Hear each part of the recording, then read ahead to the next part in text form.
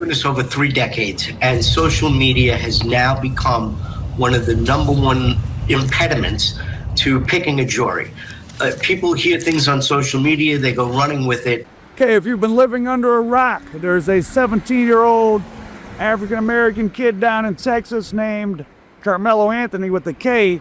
Last Wednesday, 17-year-old Austin Metcalf was killed after he was stabbed in the chest during a fight with 17-year-old Karmelo Anthony over what was said to be a seating dispute in the bleachers.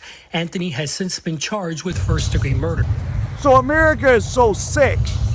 Instead of everyone, saying, what a tragedy, young males, like, who accounts for all the crime in the United States? Drug addicts, mentally ill people, and just young men, just, 16 to 20. Your brain is not developed. But everyone sees everything as a profit-making opportunities. There's a GoFundMe set up for the family of Karmelo to get a lawyer that's already raised $300,000. Is that good? Is that bad? Well, Kyle Rittenhouse got money raised for a lawyer, so I guess that's okay. People on the right are upset that... And police say that Anthony told them that he did it and asked officers if it could be considered self-defense. So Tim Pool has gotten in trouble with a lot of his right-wing fans because he's so pro-self-defense. Karmelo Anthony pulled a knife out from his bag and said, "Touch me and see what happens." Witnesses said either he was touched or grabbed. They were different witness accounts, but that Austin Metcalf did put hands on Karmelo, who then stabbed him once in the chest before running away. According to police, Karmelo Anthony, he asked if Austin was going to be okay and said it was self-defense. He said he grabbed me and I said self-defense. It's strange to me that with this story, the right is adamant that this kid just killed another kid and he should go to prison forever. And I'm like, we don't even know what happened. Like, you've got witness testimony that sounds like a fight happened at a school. I like Tim. He's a great guy. He's been on a show a bunch of times. I like doing a show. No hard feelings at all. I disagree with him on this one strongly, though. He's saying that even a high school shouldn't have a weapon-free zone and that it's okay that this kid had a knife. Then I've heard the argument, yeah, well, he shouldn't have had a knife. He brought a knife to a school, and it's like, okay, what kind of knife was it? You're allowed to carry knives I'm pretty sure in Texas, especially if it's like a utility blade. You're also not allowed to grab people. That's a hard right interpretation, and he's not changing it because of the kid's race. Like, nobody knows the exact specifics of this story with Karmelo and Metcalf. So it's quite interesting to see. So if you put race on one axis and so-called conservative or left and right on another axis, often the right-wingers will adjust their position. Well, left-wing people too, but the right-wingers more so will adjust their position based sometimes on other factors.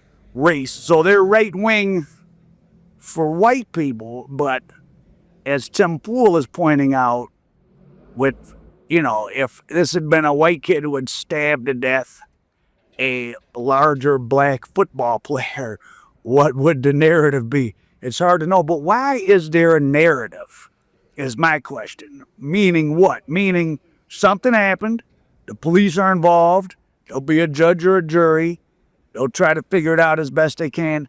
Why would any of us that weren't there, or some news person, or some blogger have an emotional, why would you pretend to know, oh, this is what happened, and because he did it this way, then this is true? It's because it makes, obviously, people money. It has political value, and lots of Americans just like to feel certain ways or to have their feelings reinforced. Meanwhile, the church which hosted a vigil for Austin Metcalf has had to curtail student activities because of online security threats. Both the victims and the suspects' families also report receiving online harassment and threats. In one case, a fake 911 call sent police to their home. Making false statements to cause alarm or emergency response is criminal and will also be investigated. Those responsible could face a third-degree felony and punishment of up to 10 years in prison. But, again, the details, as we know right now, don't seem too good for him. He was in his tent. the victim, Austin, said, "You're not supposed to be here." And he said, I'm not leaving or something, and watch what happens if you touch me. And he tapped on him. Like, I don't think anyone said he didn't punch him. And then there's all these fake stories. So someone set up a fake social media with the name of the chief of police in Frisco, the city where this happened at, saying dead kid had snatched Karmelo's phone and smashed it and threw some of his property in the stands. Well, that's not true, and the police are upset, and they're going to try to find and charge whoever posed as the chief of police. False information on social media. Are people doing this just to get a kick? Or is it part of a propaganda thing? And then just today, another false report surfaced that the toxicology results came back, and that the football player was on MDMA when he was stabbed. But there's no toxicology report after a couple of days, and I don't know why someone would be dressed up for football. MDMA, like, it's just made up. So now police are warning that there's incorrect and possibly very damaging information being spread online about the incident. So we're asking, what kind of effect can fake information have on a case? So, I've been doing this over 3 decades, and social media has now become one of the number one impediments to picking a jury. People hear things on social media, they go running with it, and it's the job of the judge now during jury selection to ensure. Who is creating these elaborate stories? Russia. It's Trump's handlers in Russia that are putting out, and also these fake race war, trying to foment a race war or whatever they're doing type stories.